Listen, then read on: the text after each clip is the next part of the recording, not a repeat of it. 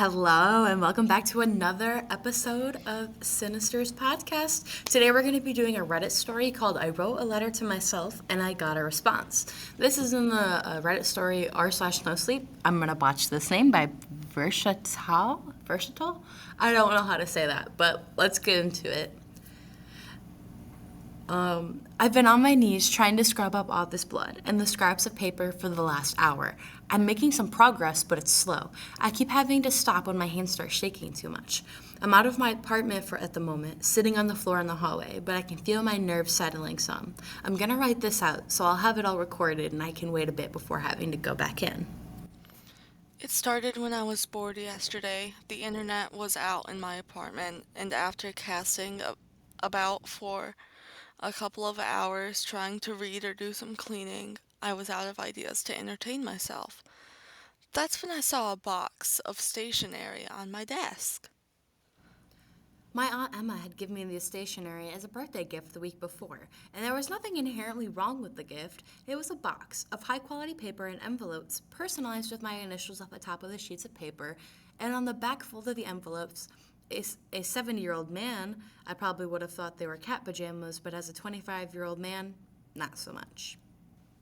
But still, I was very bored, so I sat down at my desk and started messing around with it. At first, I tried writing as neatly and fancily as I knew how.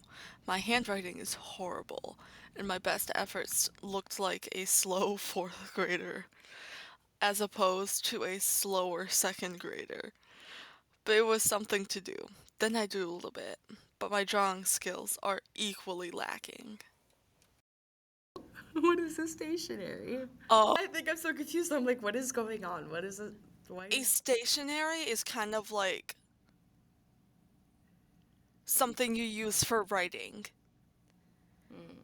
Okay.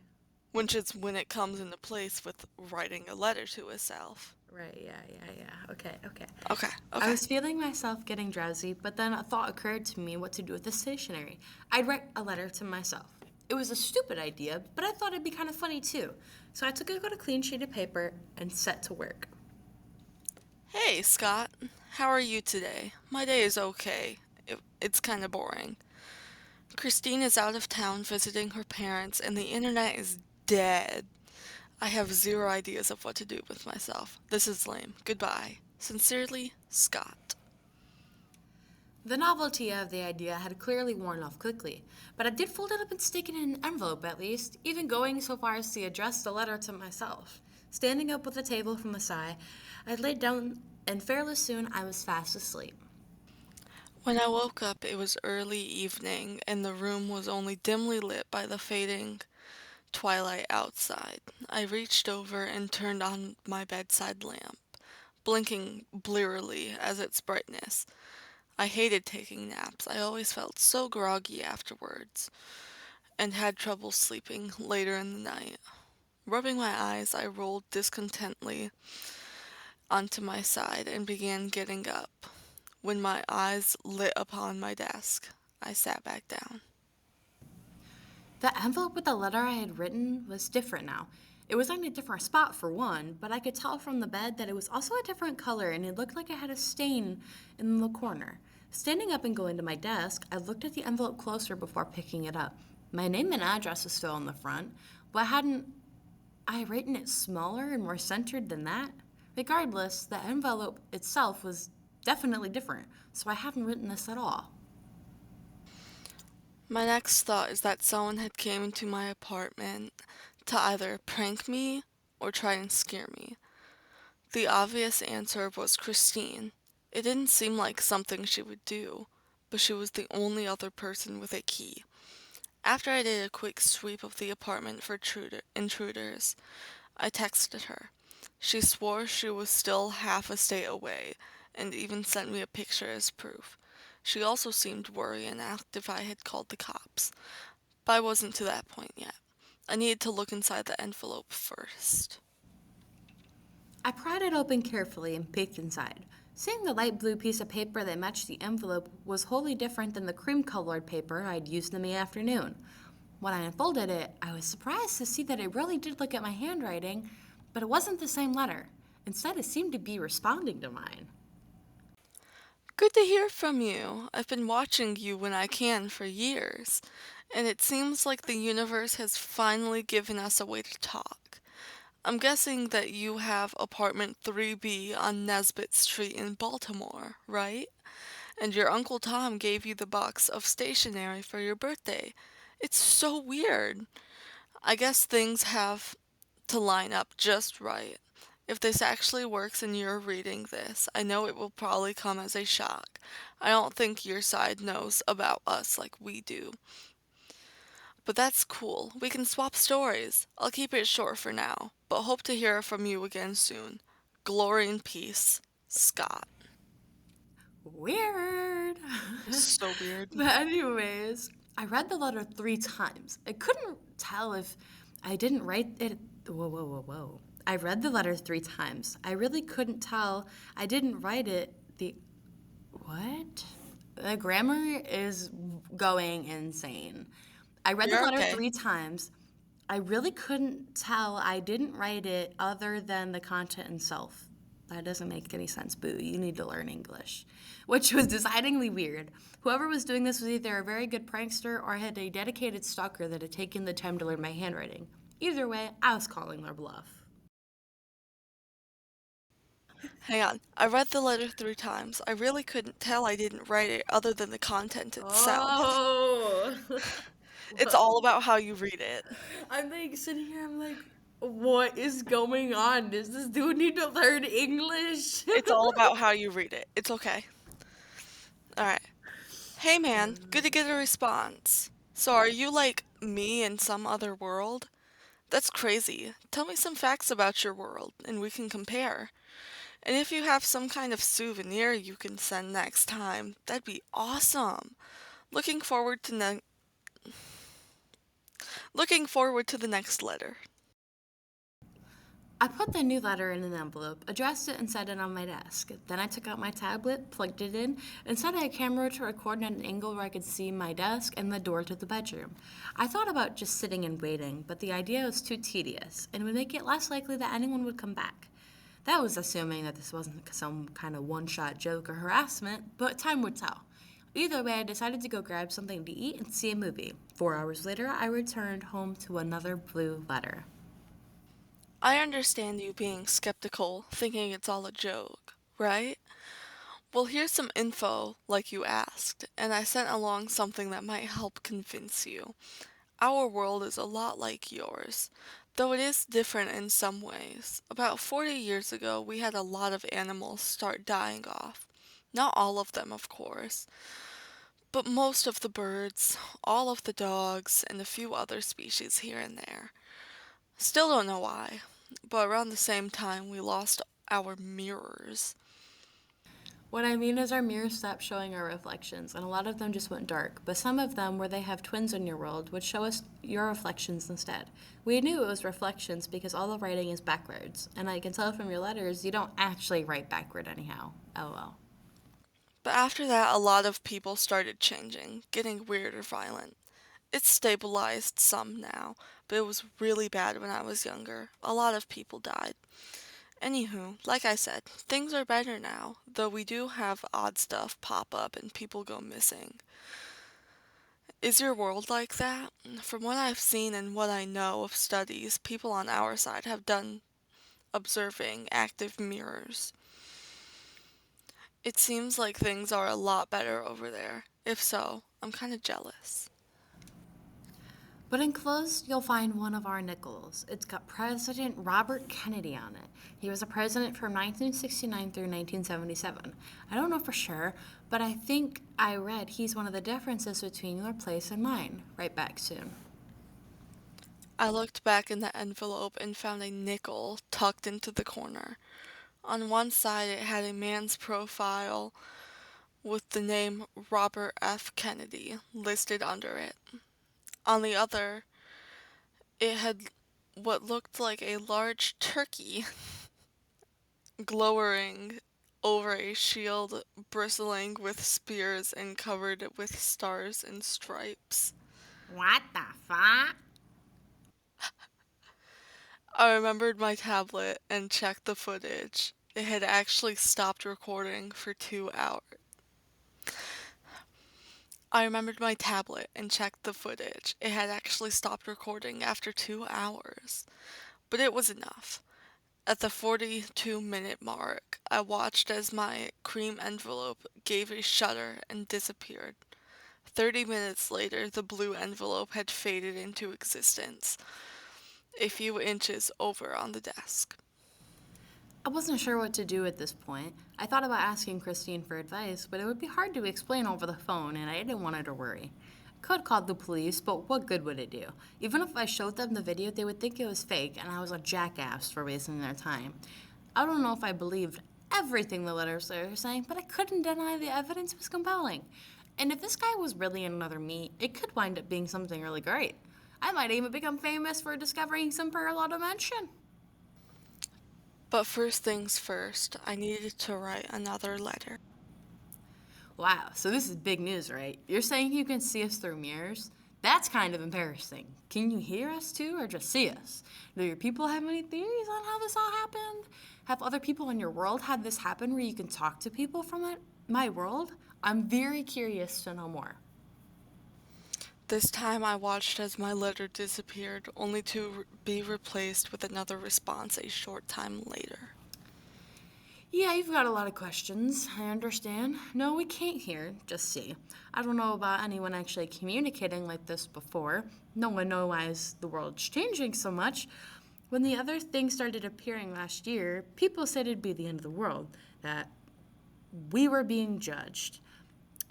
But people are just going crazy, you know? I don't believe all that stuff. Things are changing and we just have to change with it.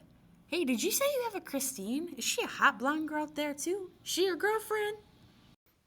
I didn't like the tone of the new letter, and I had even more questions now. But I wanted to keep him talking, so I tried to respond in a way that would make him happy.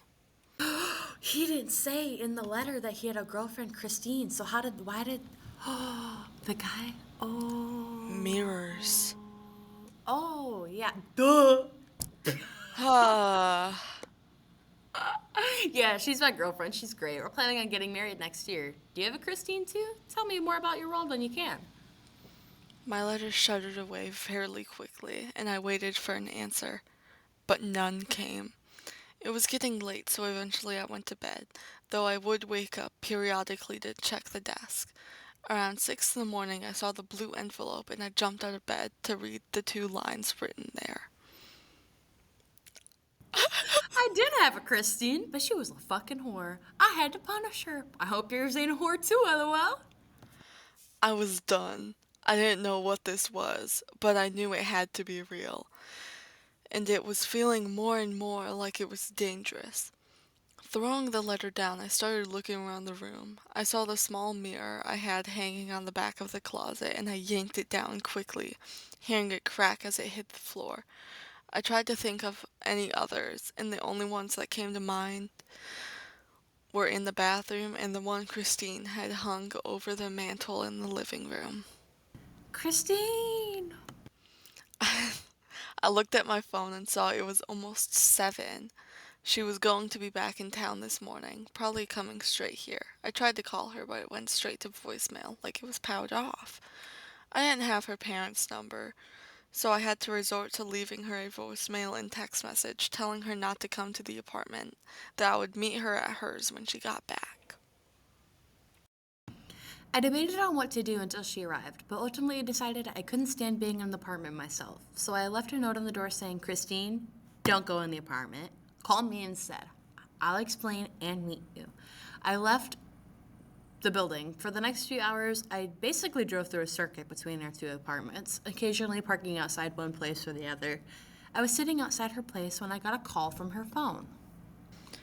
It was her mother. She said Christine had knocked her phone in the toilet getting ready for bed last night, and they had put it in a bowl of rice to dry it out. When Christine left to come back home a few hours ago, she must have forgotten it.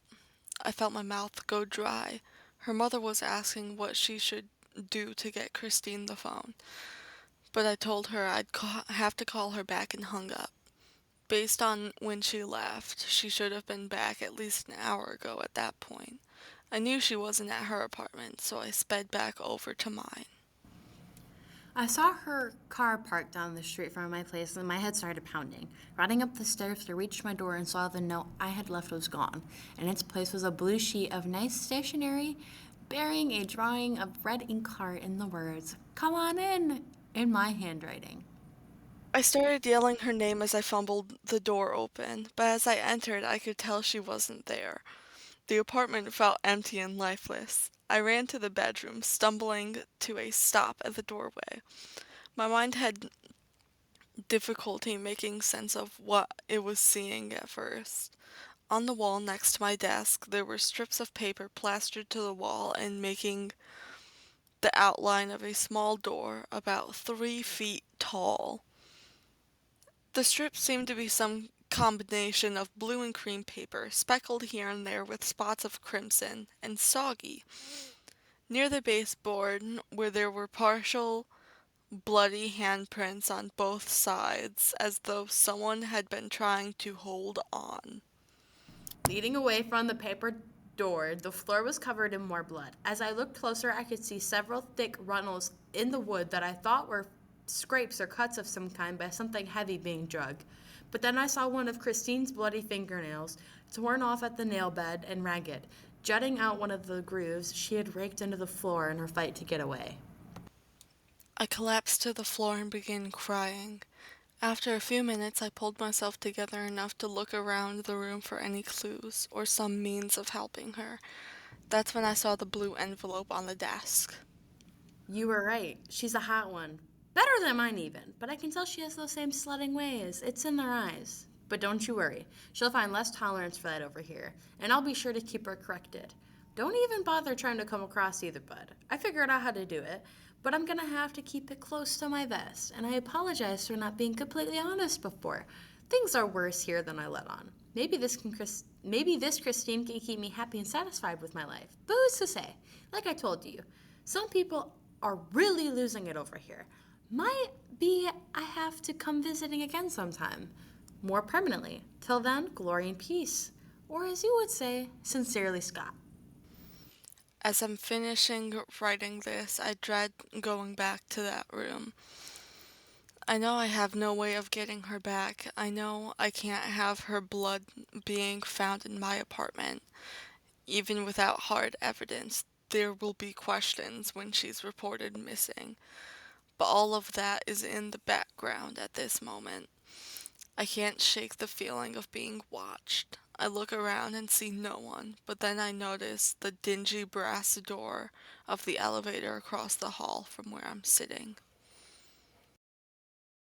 The reflection there is dark and distorted, but I can still see myself in it, or at least a version of myself. It looks like me, but I can tell that it isn't, because that version of me is laughing. Scott, I know you're a good guy at heart. I know that because, well, you're me. And despite my flaws, I like to think I'm a good guy too. I understand that your world is different than mine, and that has to have affected you a lot. Who's to say what you would be doing, who you would be as a person, if you had grown up like I did? My point is, I don't blame you for anything. I just need you to listen to me. I spent a lot of time with my dad growing up. I don't know if that was true for you or what your version of dad was even like, but mine was great. He was always there for me, not some sense of parental duty, but because he really loved me and wanted me to succeed in life. One thing we did a lot was go hunting, sometimes for wild pig or rabbit, but mostly deer. I remember the first time I killed a deer. It wasn't a clean shot, and we had to track it for over a mile before finding it dead in some underbrush at the edge of an empty field. My father took out his knife and showed me how to field dress it. But before he handed it to me, he stopped and put his hand on my shoulder. You never kill things or hurt things unless it is necessary for either you or your survival or some greater good. This deer is clean, healthy meat that will feed us and your mom for several weeks. Us Being willing or able to kill this deer doesn't make its life unimportant. It just means that we have to value ourselves above others while still trying to live a good and virtuous life. You understand? I said that I did, and I was being honest at the time, but of course, that was the understanding of a child, and the world has taught me to more fully appreciate the importance of his words now. My father would also My father would also tell me stories about his own childhood. My favorites were always about the dog he had growing up named Rex. Dad had gotten him when he was 8, and he loved that dog more than anything. They really were best friends, I think. They would play together, explore the forests around the farm where my dad grew up, and were generally inseparable as much as life allowed. When Dad got old enough to drive, Rex would ride everywhere with him. He was big for a dog, apparently, so he could easily sit in his seat and stick his head out the window to catch smells as they drove into town or went out camping. My version of our father never went to college, but he was a smart man and a hard worker. He opened up a little hardware store at 19, and within a couple years, he had bought a house and was saving up ring money for the girl that is our mother. One night, as he was closing up the shop, he heard Rex start growling. He turned to see where the dog was and found him at the back door, hackles raised and teeth bared. At first, my father thought it was a raccoon or another dog, maybe. He grabbed Rex by the collar and opened the door to look out. It was dark and he couldn't see much, but suddenly he was knocked down and being attacked. He would never say by what, though I've always suspected there was more to keep from scaring me too much because he didn't know. Rex broke free of his grasp and charged the thing, whatever it was. He snapped and snarled, bit and clawed, and after a moment my father was free of it. It was preoccupied by Rex, who was fighting it for everything he was worth. He was an older dog now, but no one was going to mess with our dad. Rex drove the thing off into the woods, but he was hurt badly. Too badly to make it. In fact, my father held him crying as he died.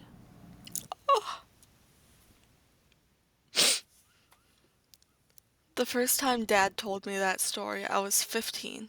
I was horrified. I had been hearing stories about Rex for years. I loved Rex, felt like I knew him, even though he died well before I was born. And truth be told, Rex wouldn't have lived that much longer anyways. But still, it was so sad. I sat there crying my eyes out, and I remember my father started crying too. It was one of the few times I ever saw him cry. He reached over and hugged me before explaining why he was telling me the story in the first place. Scott, this world is a hard place, and it's only going to get harder. Rex and me, we loved each other with everything we had, and he sacrificed himself to save me. That's the lesson. If you're going to live a life worth living, you can't be afraid to make sacrifices, whether it's something that is important to you or to someone else.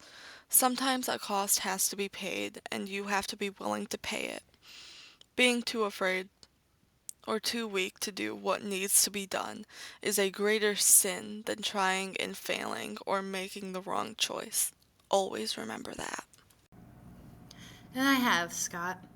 I've tried to make the best decision in my life, and all things considered, things have turned out well for me. For instance, I remember the first time I saw our Christine. I felt such a strong surge of excitement and anticipation that I didn't even know what to say to her.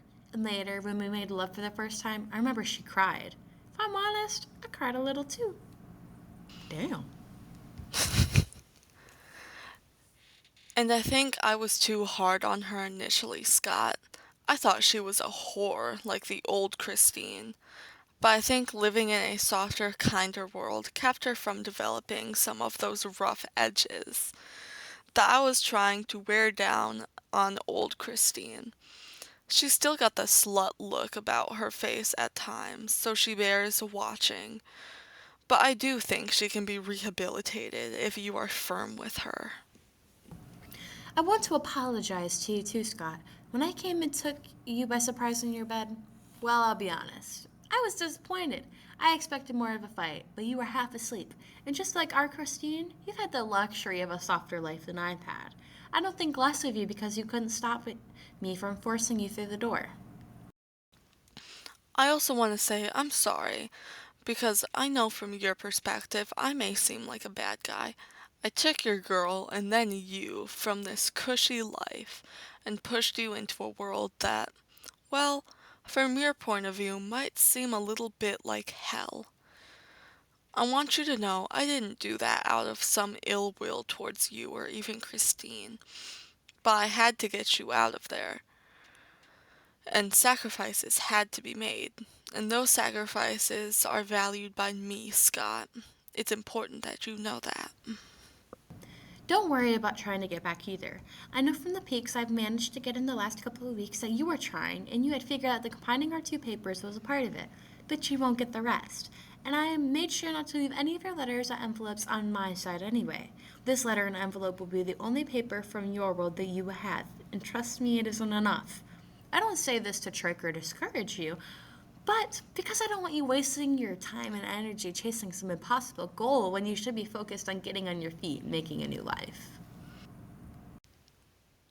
I really hope you two crazy kids make a go of it over there, lol. Who's to say? You might even be better at that life than I ever was.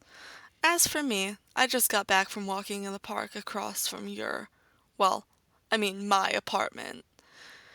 It seemed like I could hear birds singing everywhere, and I saw a woman walking a dog. Can you believe it? A real live dog. I know this world isn't perfect, and I can already see a lot of impurity and corruption. Maybe I can help correct some of that in time, but for now, I'm just gonna enjoy my new life. I won't be writing you again, I'm afraid, but I'll think of you often. I'm going this afternoon to buy a puppy. I named it after you, but, well, that'd be weird. Have a good life. Sincerely, Scott. I think that's where we're Wow. gonna leave it off for today too. We just finished part two. There are three other parts. We do plan on doing another video with those parts, but wow. So that second part was a letter from evil Scott to the normal Scott. And that's crazy. That was wild. That was an emotional roller coaster.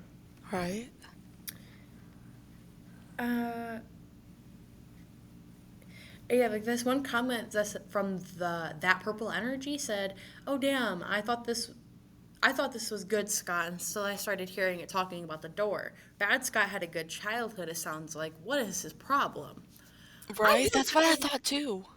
Yeah, like what is Bad Scott's problem? Like where is this going? Why is this evil Scott coming and switching lives with the good Scott? Like we already know like evil Scott's world is like corrupt, evil, whatever, but like why is he switching spots and how did he do it? Like we need good Scott to figure out how to get his girl and Right? everything. So wait, so I'm confused as well. So is Okay. Christine still on the evil side of the evil world Yes. with him? Yeah, I think I Yes. got that because he said like, oh, you can have fun with Christine or whatever the heck. Yes. Yeah, Christine is over in the other world. this is crazy. This is crazy, guys. Crazy. Do you have anything you want to leave off before we end, Peyton? I have nothing. Well, this is going to end it. We did part one and two for today. So if you want to tune in, it should be next Monday. We'll do part two. Bye, guys.